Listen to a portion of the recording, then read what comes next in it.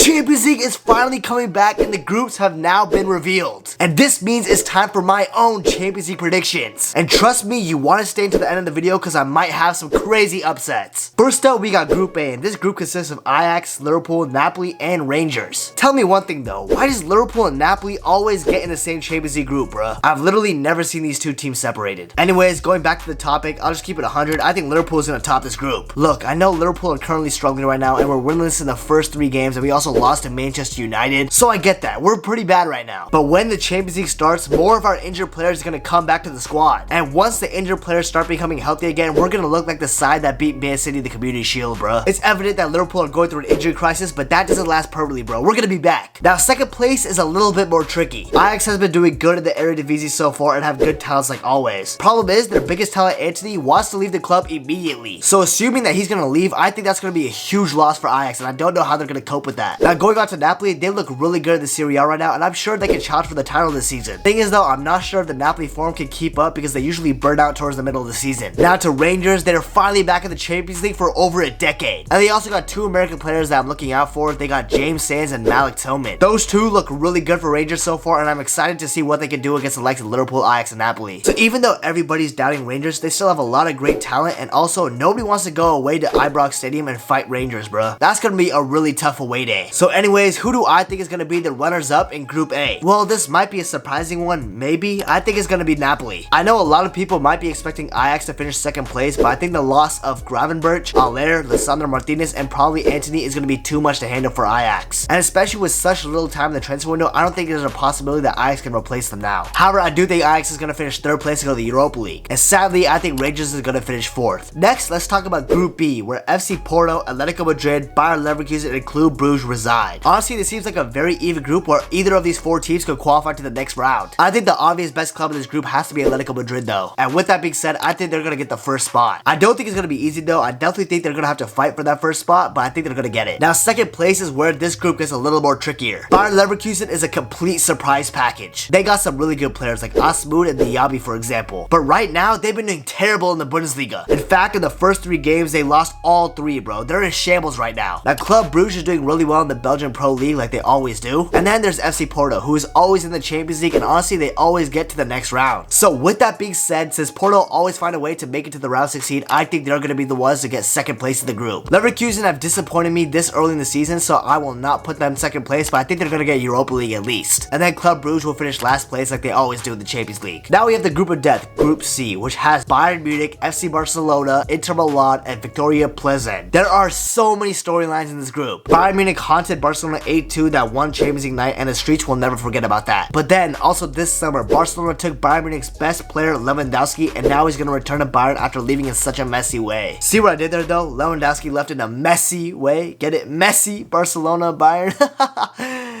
Okay, I'll stop. Anyways, that's not it though, because Inter Milan have their own storyline as well. They literally got Lukaku back at the club and he's performing well for Inter Milan, so that's really good for them. And Victoria Pilsen? Well, they're just here for the vibes, to be honest. Anyways, the clear winners of this group for me has to be Bayern Munich. They've been smashing it in the Bundesliga so far, and even Sadio Mane is performing really well for the club. They really don't seem to be missing Lewandowski at all, to be honest. They're still scoring a lot of goals. And that's why, since Bayern Munich are still super OP, that they're gonna top this group. Now, second place is a little more tricky than people think. Inter Milan are a really good Italian side. They are no joke. Barcelona isn't just gonna walk through Inter Milan, bro. It's gonna be a really good fight. But I think at the end of the day, since Barcelona literally bought a brand new team this entire summer, I think they're gonna get the job done and barely beat Inter Milan in one of the games and get second place barely. Inter Milan, in my opinion, will get 3rd place to go to the Europa League and will automatically become the favorites to win that competition. And then Victoria Pilsen is last place because we all know they're just here for the vibes, to be honest. Shout out to Pilsen though. It looks like a very beautiful city that I definitely want to visit one day. Now next up is another even group, and that's Group D, which consists of Eintracht Frankfurt, Tottenham Hotspur, Sporting, and Marseille. For me, this can literally go any way, bro. Every single team in this group can definitely top it. But I think the most safe and the most probable answer to top this group has to be Tottenham. Antonio Conte doesn't really do that well in the Champions League, but so far, he's built a really solid Tottenham side that can compete well. And I think that's going to do the job to get them first place in the group. Now, the fight for second place is going to be really interesting, especially between the likes of Eintracht Frankfurt and Marseille. Not because of the players, though, it's because of the fans. These two sides literally have 2 of the best ultra groups in all of Europe, bro. Their fans are crazy. It's definitely going to be crazy for the fans at the stadiums, bro. There's definitely going to be brawls everywhere. Sporting is also a really good side that should not be slept on. They can definitely get that second spot as well. Now for my actual second place, I think it's going to be the Europa League champions Eintracht Frankfurt. This is because unlike Marseille and Sporting, Frankfurt do not care what happens in the Bundesliga. They're a tournament team. They were literally 10th place in the league when they won the Europa League. Like, they genuinely do not care about what's happening in Bundesliga. I could literally see Frankfurt being like 13th or 14th place when they're playing in the Champions League, bro. Like, that could totally happen. So since they don't care about the league, they're going to finish second place, and I think Marseille will finish third place and get the Europa League spot. And sadly, I think Sporting is going to get last place. Next up, we got Group E, which has AC Milan, Chelsea, RB Salzburg, and Dynamo Zagreb. Okay, let's speed this one up because it's kind of obvious. Dynamo Zagreb is definitely going to finish last place, and RB Salzburg is going to finish third and go to the Europa League. Now, here is where an upset is going to happen. I think Chelsea will finish second place, and I think AC Milan is going to finish top of the group. AC Milan are the Serie A champions of last season, and as of right now, they haven't lost any of their central pieces. And so far, they even kept Rafael Leao. He was a hot topic this entire summer transfer window, so I'm surprised he still stayed. Chelsea, on the other hand, have not been doing good in the Prem so far. They got a win over Everton through a Jorginho penalty, which is fine, but since then, they've been doing terrible, especially against Leeds United, bro. They got spanked by them, no cap. Anyways, Chelsea are 100% better than Zagreb and Salzburg, so they're definitely going to finish second place. But I think AC Milan will top the group. Group F is next, and this group has Real Madrid, RB Leipzig, Shakhtar Donetsk, and Celtic. Let's get over the obvious. We all know that Real Madrid is going to top the group. Maybe, just maybe, they'll drop a point to Leipzig, but other than that, they're going to destroy everyone else in the group and definitely finish top of it, bro. They're the European champions for a reason. Now, second place is not a debate either. It's definitely going to be RB Leipzig. This genuinely might be one of the best Leipzig squads I've ever seen. They got Andre Silva, Dani Olmo, Szoboszlai, and they even got Timo Werner back from Chelsea. But their key central piece has to be world-class midfielder Christopher Nkunku. All of these guys are balling, so for me, they're definitely going to finish second. Now for third place, it might be a little bit of a surprise, but not to me, bro. I think Celtic is going to finish third above Shakhtar. Shakhtar have a lot of problems right now going around, but not in football, and their league recently came back as well, so they might be rusty after not having football for a long time. They lost a lot of good players in the transfer window, and especially lost one of their best ones to Real Madrid themselves, bro. They lost Vinicius Tobias. They even lost their best player as well, David Neres to Benfica. They have a lot of problems, so I'm putting them last place. Now Celtic have been balling, especially with their new Japanese renaissance going on. They're gonna get Europa League football and finish third place. And on a side note, I hope Furuhashi kills it in the Champions League, bro. He's such a baller. Next group, we got Group G, which has Manchester City, Sevilla, Dortmund, and Copenhagen. Bro, I feel like every single Champions League season, Dortmund and Manchester City find a way to face each other, bro. We literally see this matchup happen every single season. Anyways, this time is gonna be a little bit different because there's gonna be a different storyline. Holland is gonna be facing Dortmund instead. I cannot wait for that. Anyways, let's just skip the BS. We all know that Manchester City is gonna top the group, bro. They get another easy group in the Champions League. What a shocker. Second place is where it's gonna get a little bit tricky, and I think it's gonna be between Sevilla and Dortmund. Dortmund have not looked that good in the Bundesliga, and in fact, they choked a 2-0 lead in the 89th minute and to lose the game to Werder Bremen 3-2. How do you concede 3 goals at injury time, bro? It doesn't make sense. Dortmund's defense is still so trash, bro. Why are you starting Mats Hummels in 2022? Sevilla have actually strengthened this offseason because they got Isco from Real Madrid, but they also got weakened as well because Koundé went to FC Barcelona. However, this is a little bit of an upset. Statistically, I think Dortmund is going to finish second place. It's just a gut feeling I have. Now, I think Sevilla is going to finish third place and go to the Europa League and probably win that competition because Sevilla always win the Europa League. And then FC Copenhagen come last, obviously. To be fair though, I think Copenhagen is a beautiful city. I definitely want to visit that one day. Definitely not because of the red light district. Definitely not.